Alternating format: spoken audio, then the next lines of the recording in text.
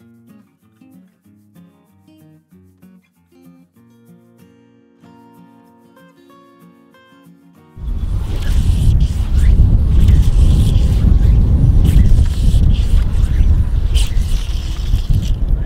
I'm Captain Brandon Henley of Fly Fishing the Florida Keys, based out of Big Pine Key, Florida. This video is going to go over kind of saltwater fly casting 101. The biggest difference between saltwater and freshwater fly fishing is we're actively sight fishing to individual fish. Because the boat is moving, you have to be ready to cast at all times, and you're very seldom will you be blind casting. So I guess we'll go over the mechanics of that to start with.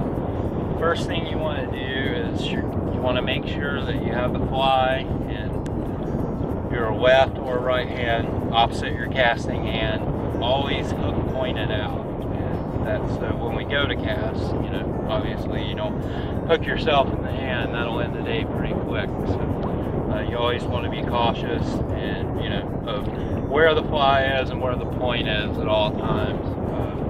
There's a couple different schools of thought as far as casting goes. The more traditional school of thought is that you'll have anywhere from 10 to 15 feet of fly line out of the tip of the rod. What this does, it allows us to load the rod quickly. One of the most important things on the flats is getting the cast there quickly.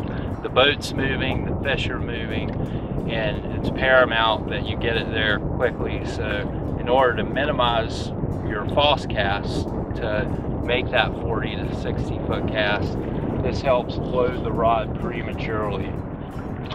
Typically when I'm doing this, I will just kind of making sure that the fly line isn't dragging under the boat. I tend to wave it around a little bit to keep it off water, keep the grass away from it. And then when the guide spots the fish and you go to make your cast, it's as simple as you just chuck the fly, start your back cast, present the fly. I don't know if you noticed, I only made 2 false casts there. I tell people to try to get competent, only making 2, 3 at the most. That way, from the time you see the fish to the time the fly is in front of the fish, it's a matter of seconds. Oftentimes with beginners on the flats, I'll see them, because they want to make the cast so accurate, they'll false cast, false cast, false cast, false cast. By the time they actually lay the shot in there, the fish is over there somewhere. So that's one method. We'll go through it again really quickly, just so you can practice it at home. So I'm going to have 10 to 15 feet of fly line out of the tip. I have a fly in my hand, pointed out from me. With the fish spotted, so let the fly go, get our cast, lay it in there.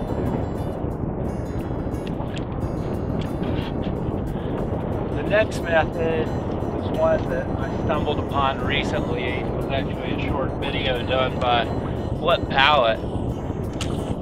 And he is a proponent of leaving a shorter amount of line, like say 3 to 4 feet out of the tip of the rod. That way you don't have to manage the fly line as we're pulling along. I would suggest trying both methods and seeing which one works best for you.